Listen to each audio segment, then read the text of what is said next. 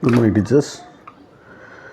இப்போ வந்து இந்த ப்ரீவியஸ் கொஷின் பேப்பர் 2022 ஏற்கனவே ஒரு 6 ப்ராப்ளம்ஸ் போட்டிருந்தோம். ஃபஸ்ட்டு சீசனில் கேட்ட கொஷின்னு. இப்போ அதோட கன்டினியூ தான் இப்போ பார்க்க போகிறோம். ரைட்டுங்களா? சரி. 2022 ஃபஸ்ட்டு சீசனில் மொத்தம் ஒரு 11 கொஷின் கேட்டிருந்தாங்க. இந்த 11 கொஷினில் ஏற்கனவே ஒரு 6 கொஷின்ஸ் போட்டோம் டீட்டெயிலாக. இப்போ மீதி ரிமைனிங் இருக்கிற 5 கொஷின்ஸ் பார்ப்போம். அதாவது எக்ஸாம் வந்து நெக்ஸ்ட்டு எப்போ வருமா வராதா அதெல்லாம் எடுத்து மனசில் போட்டு குழப்பிக்காமல் நம்ம வந்து சப்ஜெக்டை தரவாக இருக்கிறதுக்கு இப்போ இருந்தே முயற்சி பண்ணுறதா முடியும். ரைட்டா? சும்மா அரைக்குறையாக படிச்சுன்னா 2 யூனிட் 3 பார்க்கல சார், 8 யூனிட் பார்த்தேன், 6 யூனிட் பார்த்தேன், 5 யூனிட் தான் சார் பார்த்தேன், லாஸ்ட் டைம் ரிவிஷன் பண்ணல, இதெல்லாம் கம்ப்ளைண்ட் பண்ணாமல் மேக்ஸிமம் எக்ஸாமு கால்ஃபர் டேட்டுக்கு வரதுக்கு முன்னாடி எவ்வளோ யூனிட் முடிக்கிறோன்றதை நம்ம பார்த்துக்கணும். ரைட்டா? அதனால் ரிசல்ட்டு இது நல்லா எழுதுனவங்க பிரச்சனை இல்லை. பட்டு ஏதாதவங்க அதை போட்டு குழப்பின்னு இருக்காமல் அடுத்த ஸ்டேஜ் கடந்து போக முயற்சி பண்ணுங்க. அடுத்த எக்ஸாம் எப்படி நம்ம அப்ரோச் பண்ணணும், நம்ம எப்படி பாஸ் பண்ணணும். ரைட்டா? நம்மளுக்கு கிட்ட இருக்கிற பிரச்சனை என்ன, அது நம்ம டெஸ்ட்டு எழுதணுமா, நம்ம வந்து படித்ததில் ஹிண்ட்ஸ் எடுக்கிறோமா. ரைட்டா? நம்மளுக்கு எந்த இடத்துல வீக்காக இருக்குன்றது உங்களுக்கே நல்லா தெரியும். அதை வந்து இப்போ ஒரு 50% படிச்சுட்டிங்கன்னா அந்த அடுத்த ஒரு 50% கேப் விட்டுட்டிங்கன்னா அது சுத்தமாக மறந்துடும். ஸோ அப்போ அந்த கண்டினியூவான பயிற்சி, அதை தொடர்ச்சியான பயிற்சி இருந்தால் மட்டும்தான் ஜெயிக்க முடியும்.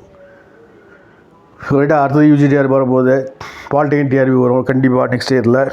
PGDRBயும் வரும். ஏன்னா 26 செஞ்சுருக்கோம். கிட்டத்தட்ட ஒரு 45,000-50,000 பேர் ரிட்டைர்மெண்ட் ஆகுறாங்கன்னு தெரியும். ரைட்டா? நீங்கள் பார்த்துருப்பீங்க. ஸோ 67 சம்திங் இல்லை 68 சம்திங் அவங்க மாதிரி ரிட்டைர்மெண்ட் வருஷம் ஆக தான் போகுது எல்லாருக்கும். ரைட்டா? ஸோ வருஷம் ரிட்டைர்மெண்ட்றது நடக்க தான் போகுது, போஸ்டிங் வர தான் போகுது. ரைட்டா? நம்மளுக்கு வந்து கொஞ்சம் கொஞ்சமாக ஸ்டெப் பை ஸ்டெப்பாக நம்ம முன்னேற முயற்சி பண்ணணும். ரைட்டா? ஏன்னா மொத்தமாக படிக்கிறது கஷ்டமாக இருக்கும்போது ஒரு நாளைக்கு ஒரு மணி நேரம் ஒர்க் பண்ணுறவங்களுக்கு சொல்கிறேன். ஸோ 1 மணி நேரம் மினிமம். ஏன்னா வந்து கால்ஃபர் வந்து கொஞ்சம் லேட்டாக வருது, இல்லை அடுத்தது UGDRB வருது. மேக்ஸிமம் வந்து எவ்வளோக்கு எவ்வளோ நம்ம டைம் கிடைக்குதோ ஒதுக்கி படிங்க. நான் நம்ம ப்ரைவேட் ஸ்கூலில் ஒர்க் பண்ணுறவங்கள, வேறு ஏதாவது ஒர்க் பண்ணுறவங்கள, ஃபேமிலியில் இருப்பாங்க, நிறையா உங்களுக்கு டைம் இல்லைனாலும் டைம் வந்து மினிமம் ஒரு 2 ஹவர்ஸாக இல்லைன்னா 1 ஹவர் சொல்கிறேன். டெய்லி ஒரு 30 பாயிண்ட்ஸ் படிக்கணும். ரைட்டா? ப்ரீவியஸ் விஷயமாக 2001 2025 வரைக்கும் டீட்டெயில் சொல்யூஷன்ஸ் நம்ம கொடுக்க போகிறோம். ரைட்டா? அதாவது அதில் ப்ரீவியஸ் கொஷின் இருக்கிறதுக்கு மட்டும் ஆன்சர் நம்ம வந்து படிச்சுட்டு போனோம், வேலைக்கு ஆகுது. அது ரிலேட்டிவ் எப்படி கொஷின்ஸ் கேட்கலாம், அது ரொம்ப முக்கியம்.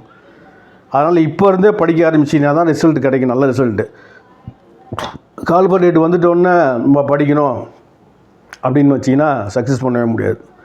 ரைட்டா? இப்போ இருந்தே அப்படியே கொஞ்சம் கொஞ்சமாக கிராஜுவலாக என்ன பண்ணுறீங்க, கொஞ்சம் கொஞ்சமாக அப்படியே என்ன பண்ணுறீங்கன்னா சப்ஜெக்ட் தயார் பண்ணுறதுக்கு முயற்சி பண்ணுறீங்க. ரைட்டா? நம்மளுக்கு டீட்டெயில் கிளாஸ் தெளிவாக போட்டிருக்கோம். ரைட்டா? ஸோ குரூப்பில் வந்து SMT 1, 2 போட்டிருங்க. அதுபோல் வந்து அப்ளின் குரூப்பில் SMT போட்டிருக்கோம், குரூப்பில் அப்ளின் குரூப் போட்டிருக்கோம். அனதர் கவுண்டிங் பிரின்சிபல்ன்ற ஒரு கான்செப்ட் போட்டிருக்கோம். 2022 ஃபஸ்ட்டு ஒரு 6 கொஷின்ஸ் போட்டிருக்கோம். இப்போ அடுத்த ஒரு 5 கொஷின்ஸ் இருக்குது ஃபஸ்ட்டு சீசனில். அதுபோல் செகண்ட் சீசன், தேர்ட் சீசன். ரைட்டா? ஸோ எல்லாத்தையும் ப்ரீவியஸ் கொஷின் அனலைஸ் பண்ணிட்டா உங்களுக்கு தரவாக இருக்கும். ஸோ ஜாயின் பண்ணுறோம், இமீடியட்டாக ஜாயின் பண்ணி படிக்க ஆரம்பிச்சிடுங்க. டெட்டு பாஸ் பண்ணாதவங்க அந்த குறிப்பிட்ட ஒரு 15 டேஸ் ஒழுங்காக வச்சு டெட்டு பாஸ் பண்ணுறதுக்கு முயற்சி பண்ணுங்கள் தகுதியில்.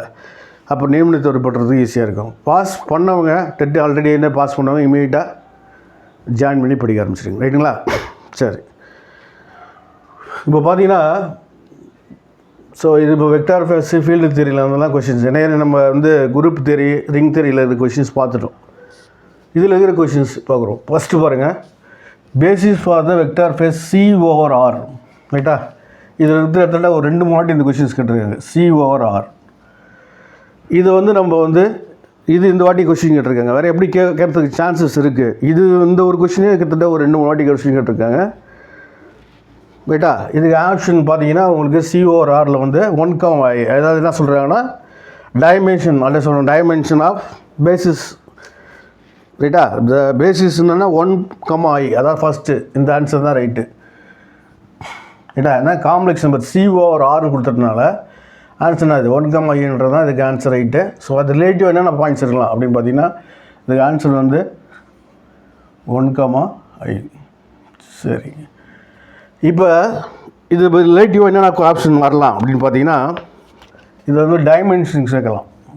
இதுவும் கேட்டிருக்கேங்க. டைமென்ஷன் ஆஃப் C/R எத்தனை எலமெண்ட்ஸ் இருக்குது? 2 எலமெண்ட்ஸ் இருக்குது. நம்பர் ஆஃப் எலமெண்ட்ஸ் வந்து 2 இருக்குது. ரைட்டா? சரி, இதே வந்து இது வந்து வாட்டி கேரக்டரைசேஷன். ஸோ டைமென்ஷன் மட்டும் வேல்யூ கிட்ட 1, i போட்டோம். பட் டைமென்ஷன் வேல்யூ வந்து 2. ரைட்டா? சரி, ஓகே. பேசிஸ் கேட்டாங்கன்னா 1, i, டைமென்ஷன் கேட்டாங்கன்னா C/Rல 2. ஸோ இது கேட்ட கொஷின்னு. ஸோ இதோட எது போல் ரிலேட்டிவாக கேட்கலாம். R/R சேம் ஃபீல்டாக இருக்கும்போது வேல்யூ 1. ரைட்டா? சேம் ஃபீல்டு இருக்கும்போது வேல்யூ 1, ஒரே ஆன்சர் தான் இருக்கும். ஸோ C/R R/R இது கேட்டிருக்காங்க. அது ரிலேட்டிவாக இதை கேட்குறதுக்கு சான்சஸ் இருக்குது. ரைட்டா? மூணாவது, அப்புறம் டைமென்ஷன் ஆஃப் F/F அது என்னது? 1. ஸோ டைமென்ஷன் ஆஃப், ரைட்டா, இதெல்லாம் வந்து இது வரைக்கும் கேட்காத கொஷின். ஸோ அது ரிலேட்டிவாக இருக்கிறதெல்லாம் தெரிஞ்சு வச்சுக்கணும். அதுதான் முக்கியம். ஓகேங்களா? அதுதான் உங்களுக்கு எடுத்து கொடுக்குறோம். அடுத்தது டைமென்ஷன் ஆஃப் இப்படி இருக்கும் வச்சுங்க, F/N அப்படி இருந்துச்சுன்னா அப்போ அதுக்கு n. ஸோ அப்போல மேட்ரிக்ஸில் டைமென்ஷன் கேட்டாங்கன்னா இதுக்கு எது வரைக்கும் கேட்காத கொஷின்னு டைமென்ஷன் ஆஃப் R/Mn. ரைட்டா? ஸோ Mn ஆஃப் R மேட்ரிக்ஸில் வரும்போது n². இதில் வந்து இந்த வாட்டி கேட்கறதுக்கு சான்சஸ் இருக்குது. இது கேட்காத கொஷின்னு. ஸோ டைமென்ஷன் அப்படின்னு மென்ஷன் பண்ணாங்கன்னா உங்களுக்கு என்ன அது? C/R2 இது வந்து 2 வாட்டி எக்ஸாம்பிள் டிஆர்பியில் கேட்டிருக்காங்க. அப்புறம் R/R வேல்யூ இது கேட்டிருக்காங்க. அதே போல் சேம் ஃபீல்டாக தான் 1, பட் C/R மட்டும் ஆன்சர் 2. டைமென்ஷன் ஆஃப் F/N/R Fன்னா அதுக்கு வேலை என்னது? n. ரைட்டா? ஸோ ஒரு முக்கியமான ரிசல்ட்டு. அடுத்து இது கேட்குறதுக்கு சான்சஸ் இருக்குது. ரைட்டா? ஸோ இங்கே 2x2 கொடுத்தோம்னா 2², 3x3 கொடுத்துட்டாங்கன்னா 3². ரைட்டா? ஸோ இது வந்து ப்ராப்ளமும் கேட்கலாம், டைரெக்டாக ஃபார்முலாவும் கேட்கலாம். ரைட்டா? ஸோ இது ரிலேட்டிவாக இப்படி படிக்கும்போது அதுதான் ஒரு என்ன சொல்கிறது, ஒரு முழுமை அடையும். ரைட்டா? அந்த ஒரு கொஷின் ரிலேட்டிவாக என்னென்ன பாயிண்ட்ஸ் இருக்குது அதை தெரிஞ்சு வச்சுக்கணும். அதனால் அது ரொம்ப யூஸ்ஃபுல்லாக இருக்கும். ஓகேங்களா? ஸோ அதனால் ஃபஸ்ட்டு கொஷினுக்கு ரிலேட்டிவாக எத்தனை பாயிண்ட்ஸ் இருக்குது இப்படி தான் படிக்கணும். இப்படி படிச்சிங்கன்னா தான் நம்ம படித்த கொஷின்லேருந்து எப்படி ஆன்சர் அட்டன் பண்ணுறது. ரைட்டா? படிக்காத கொஷினு படித்த கொஷினுக்கு ஆன்சரை எப்படி நம்ம படிக்காத கொஷினுக்கு ஆன்சர் அட்டன் பண்ணுறது, இதை வச்சு நம்ம ஈஸியாக தெரிஞ்சுக்கலாம். ஸோ இது இப்படி இடத்துல தான் உங்களுக்கு வந்து ரொம்ப யூஸ்ஃபுல்லாக இருக்கும். இப்படி நடத்தலைன்னா பெரிய கொஷின் பார்த்தது வேஸ்ட்டு தான். சரி, அடுத்தது 2வது கொஷின் பாருங்கள். A and B 2வது சயின்ஸ் கொஷினாக கொடுத்துருக்காங்கன்னா A and B finite dimension vector space. அப்போ ஃபைனைட் டைமென்ஷன் வெக்டார் ஸ்பேஸில் என்னென்ன பாயிண்ட்ஸ் இருக்குது? ஸோ ப்ரீவியஸ் கொஷின் வரும் இப்படி தான் விஷயம் பண்ணும். ஏன்னா ஒரு யூனிட் இப்போ ஸ்டார்டிங்காக ஒரு மெட்டீரியல் இருக்குது, அல்ஜிப்ரா ஃபுல்லாக காமர்ஸ்டாக A to Z எல்லாத்தையும் படித்து முடிச்சிட்டிங்க வச்சிங்க. அடுத்தது ப்ரீவியஸ் கொஷின் ஒரு விஷயம் பண்ணும்போது இப்படி தான் விஷயம் பண்ணணும். அப்போ ஏற்கனவே படித்த பாயிண்ட்ஸும் கொஞ்சம் ஞாபகம் வரதுக்கு வாய்ப்பு இருக்குது. ரைட்டுங்களா? சரி, ரைட். இப்போ A and B R finite dimension vector space. ரைட்டா? ஃபைனைட் டைமென்ஷனல் சர்ஃபேஸ் என்ன கொடுத்துருக்கீங்கன்னா டைமென்ஷன் ஆஃப் A+B. இது வந்து 2 வாட்டி பிஹெச்டிஆர்பி கொஸ்டின்ஸ் கேட்டிருக்காங்க. ரைட்டா? 2 டைம்ஸ் எடுத்து பார்த்தீங்கன்னா தெரியும். இதுக்கு ஆன்சர் அப்படின்னு பார்த்தீங்கன்னா ஆன்சர்னது dimension A, dimension B minus dimension A intersection B. ரைட்டா? First answer. ரைட்டு. சார் இது ரிலேட்டிவ் என்னென்னா சார் பாயிண்ட்ஸ் இருக்குது அப்படின்னு பார்த்தீங்கன்னா ஒரு முக்கியமான பாயிண்ட்ஸ் இருக்குது. ரைட்டா? அந்த பாயிண்ட்ஸ் வந்து இந்த ஃபைனைட் டைமென்ஷன் வெக்டார் ஸ்பேஸில் என்னென்ன அவங்களாம் பாயிண்ட்ஸ் இருக்குது அப்படின்னு பார்ப்போம். இப்போ வந்து இது கொடுத்துருக்கா வச்சிங்களேன். If W is a surface of B அப்படி வச்சுப்போம். W is a surface of E அப்படின்னு வச்சுக்கும்போது இந்த என்னென்ன ஃபார்முலா இருக்கு பாருங்கள். Dimension of W less than or equal to dimension of B. B தான் பெருசு. Bன்றது வெக்டார் ஸ்பேஸை குறிக்குது, Wன்றது சர்ஃபேஸை குறிக்குது. ஸோ இந்த ரிலேட்டிவாக இப்படி வரலாம். Dimension W less than or equal to dimensional B. ரைட்டா?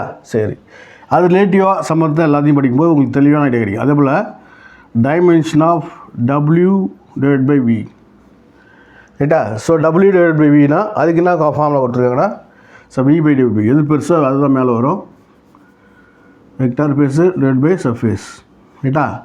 அதுக்கு என்ன வருதுன்னா கொஷினில் டிவைட்லாம் மைனஸில் வரும். லாக் m by n பண்ணாமல் இருக்கும் இல்லையா, log m minus n log n. அதே போல் தான் dimension of v minus dimension of w. ரைட்டா? இது ஒரு இம்பார்ட்டண்டான கொஷின்ஸ். அதுக்கு இது ரிலேட்டிவாக. ரைட்டா? சரி, finite dimension vector space. Finite dimension vector ஸ்பேஸில் இது வரைக்கும் கேட்காத கொஸ்டின், எது ஃபைனைட் டைமென்ஷன் வெக்டார் ஸ்பேஸ் கிடையாது அதை நம்ம தெரிஞ்சுக்கணும். ரைட்டா? எது ஃபைனைட் டைமென்ஷன் கிடையாது பின்னாடி சொல்கிறேன். ஸோ அந்த ரிலேட்டிவாக இருக்குது சொல்கிறேன். என்னென்ன ஃபைனைட் டைமென்ஷன் கிடையாதுன்னா, தி ஃபாலோயிங் சார், இந்த ஒரு கொஷினை வச்சு எத்தனை கொஷின் நம்மளுக்கு இது பண்ணுவோம். Following sir not finite dimensional vector space அப்படின்னு பார்த்தீங்கன்னா ஒரு 3 பாயிண்ட்ஸ் இருக்குது. எதெல்லாம் ஃபைனைட் வெக்டார் ஸ்பேஸு கிடையாது, ஃபைனைட் டைமென்ஷன் வெக்டார் ஸ்பேஸ் கிடையாதுன்னு சொல்கிறதுக்கு என்ன சொல்கிறாங்கன்னா, set of the all polynomial F of X over F, இது not finite dimensional vector space. ரைட்டா? நாட் டைமென்ஷனது ஃபைனைட் டைமென்ஷனல் வெக்டார் ஸ்பேஸ். ரொம்ப இம்பார்ட்டண்டான பாயிண்ட்ஸ் இதெல்லாம் ஃபைனைட் வெக்டார் ஸ்பேஸ் கிடையாது. அடுத்தது பி என்ன சொல்கிறாங்கன்னா, ஆர் ஓவர் கியூ, இது வந்து ஃபைனைட் டைமென்ஷன் வெக்டார் ஸ்பேஸ் கிடையாது. அப்பல சி ஓவர் கியூ ரேஷனில் சொல்லும்போது இதெல்லாம் ஃபைனைட் டைமென்ஷன் வெக்டார் ஸ்பேஸ் கிடையாதுக்கான எக்ஸாம்பிள். ரொம்ப முக்கியமான பாயிண்ட்ஸ். ரைட்டுங்களா? ஓகே. அடுத்தது ரிலேட்டிவாக ஒரு கொஷின் ஏற்கனவே கேட்ட கொஷின் தான் அது. இது டிஆர்பி கேட்ட கொஷின்னு. இந்த பேசிஸ் பொறுத்த மட்டும் எப்படின்னா எக்ஸ்டெண்ட் ஆகும்னா, பேசிஸ்க்கான கண்டிஷன் பார்த்தீங்கன்னா ஃபஸ்ட்டு லீனியர்லி இண்டிபெண்டண்டாக இருக்கணும்.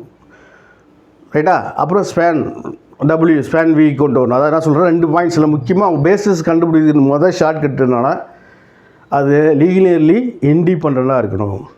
இப்போ திரும்பி டிட்டர்மினன்ஸ் மெத்தட் போட்டு நாட் ஈக்குவல் ஜீரோனா லீனியர்லி இண்டிபெண்டன்ட், ஈக்குவல் ஜீரோனா லீனியர்லி டிபெண்டன்ட். ரைட்டா? அது ஒரு எக்ஸாம்பிள் கேட்டிருக்காங்க அந்த கொஷின். என்னென்ன கேட்டிருக்காங்கன்னா, the finite dimensional vector space, finite dimensional vector ஷார்ட்டாக சொல்லுங்கள், finite FDVS. இந்த பாயிண்ட்ஸ் ஆல்ரெடி கேட்டிருக்காங்க டிஆர்பியில். இன் finite dimensional vector space any linearly independent, ரைட்டா? any linearly independent set can be extended basis சொல்கிறாங்க. என்ன சொல்கிறாங்க? can be extended to a basis, extended to a basis. அதாவது பேசிஸுக்கான condition என்னென்னா 2 கண்டிஷன் இருக்கணும். First linearly இண்டிபெண்ட்டாக இருக்கணும். ரெண்டாவது பாயிண்ட்ஸ் என்னென்னா, அந்த எல்எஃப்எஸ் வந்து என்ன கொடுத்துருக்காங்கன்னா எஸ் ஸ்பேன்ஸு வி. ரைட்டா? எஸ் ஃபேன்ஸ் வி, அதாவது ஸ்பேன், அதாவது சொல்லி இல்லையா, ஸ்பேன் துணியிலேயே கொடுத்துருப்போம். ஸோ இது ரிலேட்டிவாக என்னென்ன கொடுத்துருக்கோன்றது நல்லா தெரிஞ்சுக்கணும். ரைட்டா? அப்போ ஃபைனைட் டைமென்ஷன் வெக்டார் ஸ்பேஸ்னால் ஒரு பாயிண்ட்ஸ் வச்சு இது கேட்டு இருக்காங்க. அதை வச்சு இதெல்லாம் நம்ம தெரிஞ்சுக்கிறதுக்கு முக்கியமான கொஷின், இதில் இருந்து கொஷின்ஸ் கேட்கறதுக்கு அடுத்தது வாய்ப்பு இருக்கும். ரைட்டா? ஸோ அதனால் அது ரிலேட்டிவாக அதனால் ஒரு 4 பாயிண்ட்ஸ். ஸோ டபிள்யூன்றது வியோட சர்ஃபேஸ் இருந்தால் ஃபார்முலா 1, 2, 3 இதெல்லாம் என்ன சொல்கிறேன்னா, இதில் 3லையும் கேட்காத கொஸ்டின் கேட்கலாம். நாட் ஃபைனல் டைமென்ஷனல் வெக்டார் ஸ்பேஸுக்கு எக்ஸாம்பிள் 3 கொடுத்துட்டு 3 ரைட்டு தப்பாக கொடுத்துட்டு 1 ரைட்டாக கொடுத்துருக்கலாம், இல்லை 3 ரைட்டாக கொடுத்துட்டு 1 தப்பாக கொடுத்துருக்கலாம். எது ஃபைனல் டைமென்ஷனல் வெக்டார் ஸ்பேஸ் கிடையாதுன்றத கொஞ்சம் தெளிவாக இருந்துட்டிங்கன்னா எப்படி தான் கொஸ்டின் அதை வச்சு நம்ம ஈஸியாக தெரிஞ்ச கொஸ்டின் தெரியாத கொஸ்டின் ஈஸியாக அடிச்சிடலாம். இன்றைக்கி ஃபைனல் டைமென்ஷனல் வெக்டார் ஸ்பேஸ் இது ஆல்ரெடி டிஆர்பியில் கேட்ட question. Linearly independent set B extended to a base. First linear independent எக்ஸ்டெண்டாக ஒரு பாயிண்ட்ஸ் இருக்கணும், எக்ஸ்டெண்ட் டு ஏ பேசிஸ். ரைட்டா? ஸோ லீனியர் இண்டிபெண்டன்ட் மட்டும் இல்லாமல் அது வந்து ஸ்பேன் எஸ் ஸ்பேன் வீக்கு வந்துச்சுன்னா அது சேர்ந்து தான் என்ன சொல்கிறோம் பேசிஸ் சொல்கிறோம். ஆனால் ப்ராப்ளம் போடும்போது லீனியர் இண்டிபெண்டன்ட் இருக்கா இல்லையா செக் பண்ணிட்டா போதும். ரைட்டா? ஸோ 3 வெக்டார் வழி கொடுத்துட்டு லீனியர் இண்டிபெண்டா அப்படி கொஸ்டின் அப்புறம் பேசிஸாக கேட்டாங்கன்னா நம்ம டிட்டர்மினன்ட் மெத்தட் போட்டுருவோம் இல்லையா, ரான்ஸ்கி வேல்யூ, அதே போல் அதை வச்சு கண்டுபிடிச்சா ஈஸியாக போடுவோம். ப்ராப்ளம் அந்த போது சொல்கிறேன். ஸோ அப்போ அந்த கொஷின் பேஸ் பண்ணி இவ்வளோ கொஷின்ஸ் இருக்குது. ரைட்டுங்களா? ரொம்ப முக்கியமாக இருந்தது. அது 3rd பாயிண்ட்ஸ் பாருங்கள்.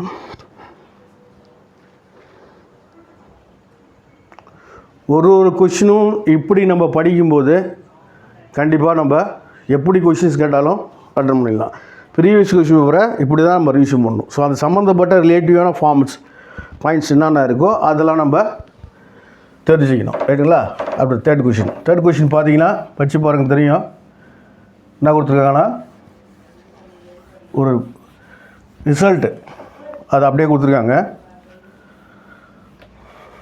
என்ன பாருங்கள், if any of the vector form n vectors x1 bar x2 bar up to another xn bar can be linearly combination. ஒரு லீனியர் காம்பினேஷன் நம்ம எழுதும்போது அது லீனியர்லி டிபெண்டன்ட் லீனியர்லி இண்டிபெண்டன்ட் எப்படி நம்ம கண்டுபிடிப்போம்னா, ரெண்டு ஃபார்முலா ரொம்ப இம்பார்ட்டன்ட் ஃபார்முலா. ரைட்டா? லீனியர் காம்பினேஷன் சொல்லும்போது சாதாரணமாக நம்ம ப்ராப்ளம் கொடுத்தா டிட்டர்மினன்ஸ் மெத்தட் யூஸ் பண்ணி போட்டுருவோம்.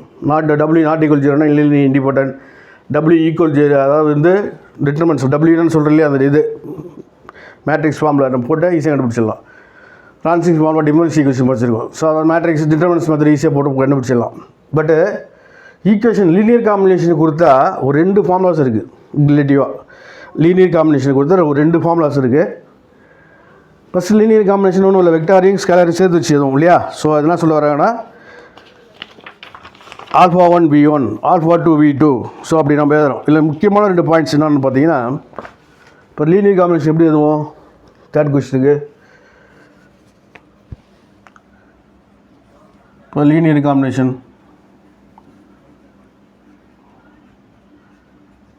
எல்லாமே இம்பார்ட்டன்ட் கொஸ்டின்ஸ் தான். ரைட்டா? ஸோ இது எப்படி எழுதணும்னா α1 v1 α2 v2 extra αn bn. இது வந்து 0வாக இருக்கணும்.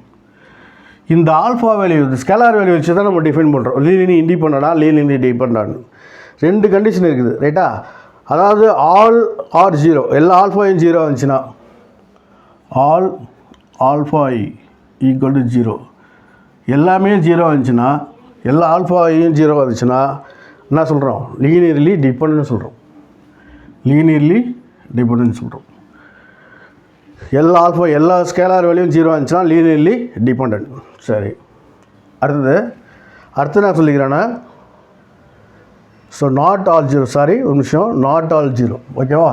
ஆல் ஆல்ஃபா 0னா லீனியர்லி இண்டிபெண்டன்ட். கொஞ்சம் ஞாபகம் வச்சுங்க. எப்படி ஷார்ட்கட் ஞாபகம் வச்சுருப்போம்னா, ரான்ஸ்கின்ல நாட் ஈக்குவல் 0னா லீனியர்லி இண்டிபெண்டன்ட். அது அப்படியே இதில் வந்து ஆப்போசிட்டில் வரும். இங்கே நாட் ஈக்குவல் 0னா லீனியர்லி இண்டிபெண்டன்ட்டு, இங்கே வந்து ஈக்குவல் 0னா லீனியர்லி இண்டிபெண்டன்ட். ஸோ அங்கே நாட் ஈக்குவல் 0 ரான்ஸ்கின்ல நாட் ஈக்குவல் 0 வந்துச்சுன்னா லீனியர்லி இண்டிபெண்டன்ட். அதோட ஆப்போசிட் வெளி தான் இது. எல்லா ஆல்ஃபாயும் 0 வந்துச்சுன்னா லீனியர்லி இண்டிபெண்டன்ட். ரைட்டா? கொஞ்சம் இதுவும் கொஞ்சம் முரண்பாடாக இருக்கும். அதனால் கொஞ்சம் நல்லா ஆப்போசிட் படிச்சிங்கன்னா ஈஸியாக இருக்கும். ரைட்டு. லீனியர்லி டிபெண்டன்ட் பொறுத்த மட்டும் ரான்ஸ்கின் என்ன சொல்லணும்னா W ஈக்குவல் டு 0. பட் இங்கே நாட் ஆல் 0. ரெண்டாவது பாயிண்ட்ஸ் என்ன சொல்ல வராங்கன்னா, not all alpha equal to 0. ரைட்டா? ஈக்குவல் டு 0 அதாவது ஆல் ஆல்ஃபா என்ன பண்ணணும்? 0 வச்சுன்னா லீனியர்லி ஆல் நாட் ஆல் 0 ஓகேவா? ரைட். ஆல் ஆல்ஃபா 0 வந்துச்சுன்னா லீனியர்லி இண்டிபெண்டன்ட். இந்த இடத்துல என்ன சொல்கிறோம்? ஆல் ஆல்ஃபா ரைட்டா? இந்த இடத்துல என்ன சொல்கிறோம்? ஆல்ஃபா ஈக்குவல் 0னா இண்டிபெண்டன்ட். கொஞ்சம் அதுக்கு ஞாபகம் வச்சு போடுங்க, டவுட் இல்லாமல். நாட் ஆல் 0னா லீனியர்லி டிபெண்டன்ட். ரைட்டா?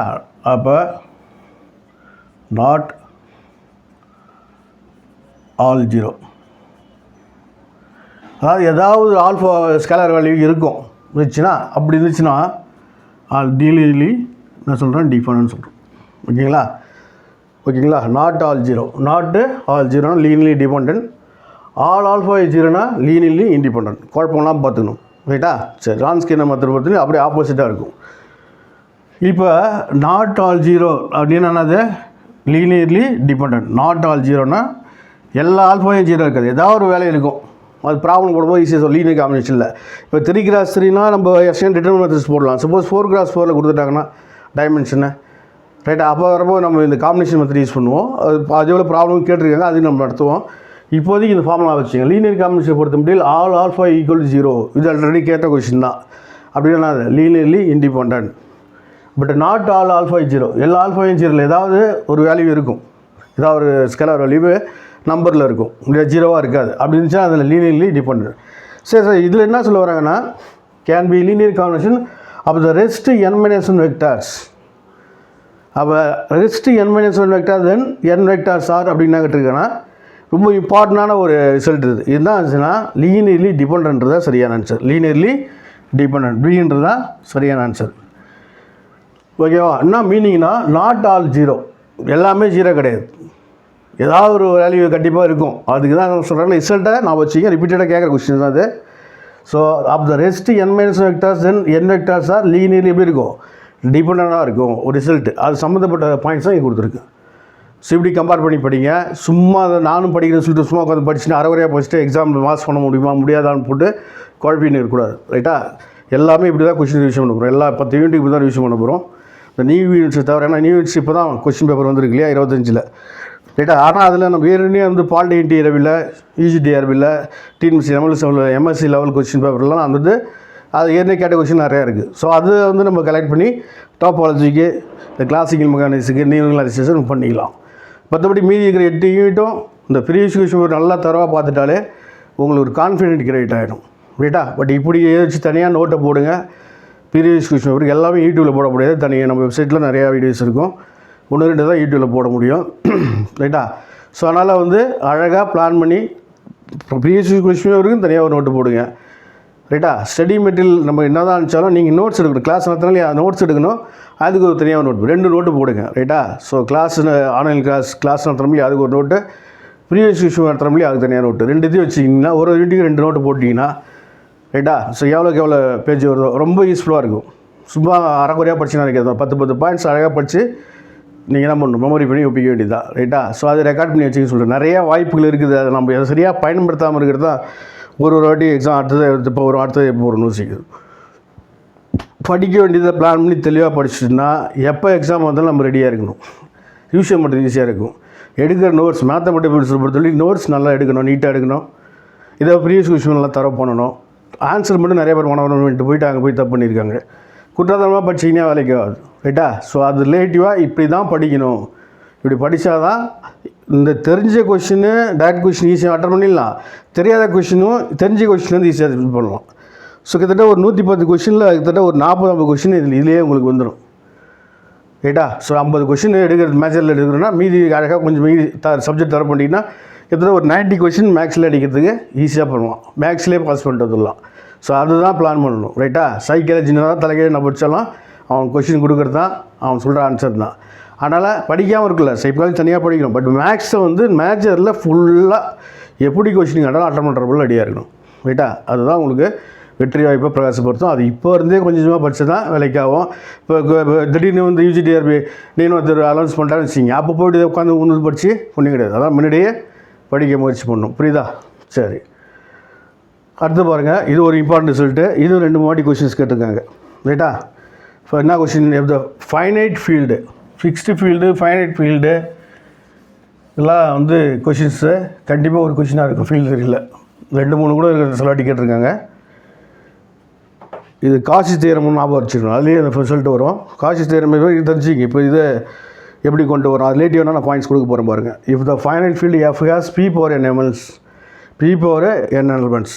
நம்ம வந்து இதில் வந்து குரூப் தியரியில் போட்டிருப்போம் A power order of G equal to Eன்னு படிச்சிருப்போம். இதில் குரூப் தியரியில், ஃபீல்டு தியரியில் அப்படியே மாறி வரும். A power P power M equal to A.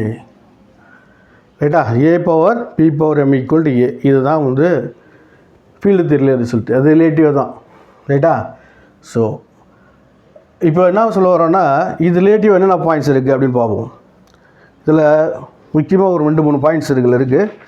இது அந்த ரிலேட்டிவ் பாயிண்ட்ஸ் வந்து எக்ஸாமில் கேட்டிருக்காங்க. இந்த பாயிண்ட்ஸும் கேட்டிருக்காங்க. இது ரிலேட்டிவாக இப்போ கொடுக்க போகிற பாயிண்ட்ஸும் எக்ஸாமில் கேட்டிருக்காங்க. 2-3 வாட்டி கேட்டிருக்காங்க. ரைட்டா? ஸோ அதனால் மீன்ஸ் எடுக்கிறது வந்து நீட்டாக தெளிவாக எடுங்க.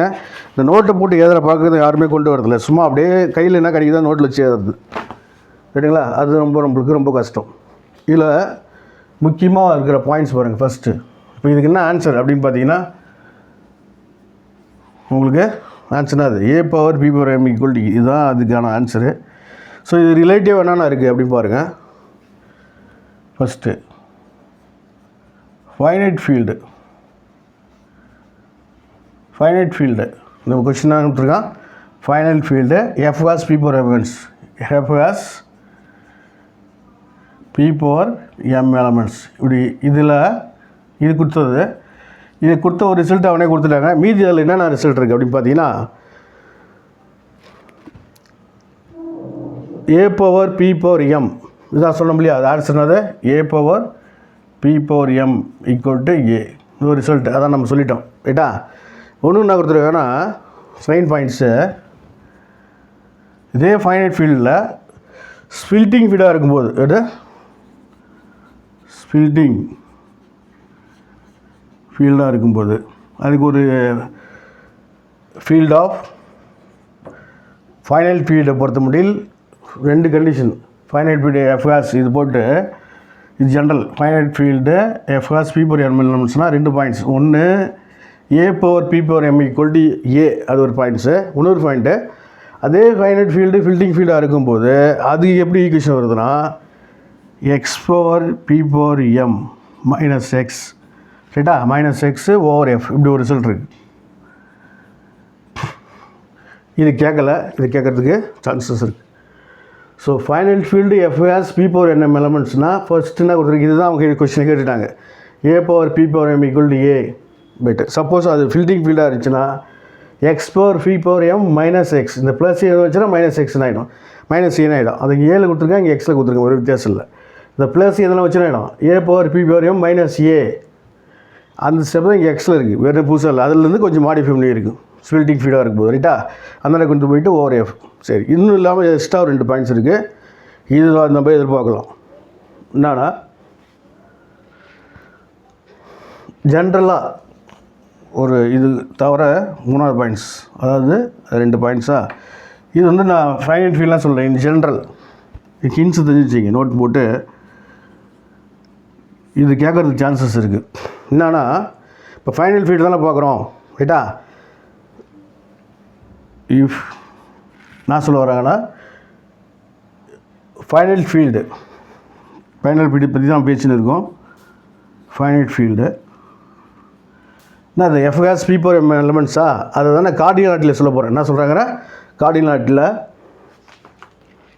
முக்கியமான points cardinal F equal to என்ன சொல்கிறாங்கன்னா பி பவர் என், தென் நான் சொல்கிறேன் பி பவர் எம்னு போல் இங்கே பி பவர் என் ரைட்டா. எதனா பற்றி பிரச்சனை இல்லை, என்னோ எம்ன்ற பிரச்சனை இல்லை. இதில் என்ன ரிசல்ட்டுனா ஆட்டோமாரிசம் ஆஃப் எஃப்ன்றது எப்படி இருக்கும் ரைட்டா. என்ன சொல்கிறாங்க தென் ஆட்டோமாரிசம் ஆஃப் எஃப் வந்து ரொம்ப முக்கியமான ரிசல்ட்டு சைக்கிளிக் குரூப்பாக இருக்கும். என்ன இருக்கும் இஃப் எஃப்ன்றது என்ன சொல்கிறோம், எஃப்ன்றது ஃபைனல் ஃபீல்டாக வச்சுருக்கோம் ரைட்டா. என்ன சொல்கிறாங்க characteristic of is characteristic of F is P, characteristic of F இஸ்னது பி, பின்றது அதில் ப்ரைம் நம்பர் ரைட்டா. சரி, ஸோ இந்த ரிசல்ட்டில் modulus of F equal to P power N ரைட்டா ஃபைனல் ஃபீல்டு. அப்படி இருக்கும்போது ஆட்டோமாரிசம் எஃப் வந்து சைக்கிள் குரூப்பாக இருக்கணும், அது ஒரு முக்கியமான பாயிண்ட்ஸு. சப்போஸ் ஃபைனைட் ஃபீல்டு இல்லாமல் இன் ஜென்ரலாக சொல்லும்போது ஜென்ரல் ரைட்டா, ஜென்ரலாக சொல்லும்போது அதுக்கு என்ன சொல்ல வராங்கன்னா ஜின்றது செட் ஆஃப் ஆல் ஆட்டோமாரிசம். ஜென்ரலில் பொதுவாக சொல்கிறேன், இது ஒரு தெரிஞ்சிங்க. ஜின்றது செட் ஆஃப் ஆல் ஆட்டோமாரிசம், ரெண்டு வித்தியாசம் இருக்குது. ஆட்டோமாரிசம் ரைட்டா, ஃபைனைட் ஃபீல்டு பற்றி பேசல நான். ஆஃப் த ஃபீல்டு சொல்கிறேன், ஆஃப் எ ஃபீல்டு ஜென்ரலாக காமனாக ஃபீல்டு மட்டும். G is a set of all models of field K. Then இப்போது ரிசல்ட் என்ன சொல்கிறாங்கன்னா அங்கே சைக்கிள் குரூப் சொன்னீங்கல்ல இந்த இடத்துல அப்படின்னு குரூப். இது பாலிடெக்னிக் இயர்ல கேட்ட கொஸ்டின். ஃபைனைட் ஃபீல்டை சொல்லும்போது ஆட்டோமாரிசம் எஃப்ன்றது என்ன இருக்குது சைக்கிள் குரூப்பாக இருக்குது. இன் ஜென்ரலாக ஃபீல்டில் சொல்லும்போது அதே ஆட்டோமாரிசம் எப்படி இருக்குது அப்படின்னு குரூப்பாக இருக்குது. ரெண்டுமே முக்கியமான பாயிண்ட்ஸ். ஸோ அப்போ அந்த ஒரு பாயிண்ட்ஸை பேஸ் பண்ணி ஒரு 3 பாயிண்ட்ஸ் எக்ஸ்ட்ரா படிச்சிருக்கும் ரைட்டா. இது finite field F has P power N எலமெண்ட்ஸ்னால் இது கேட்ட question A power P power M equal to A.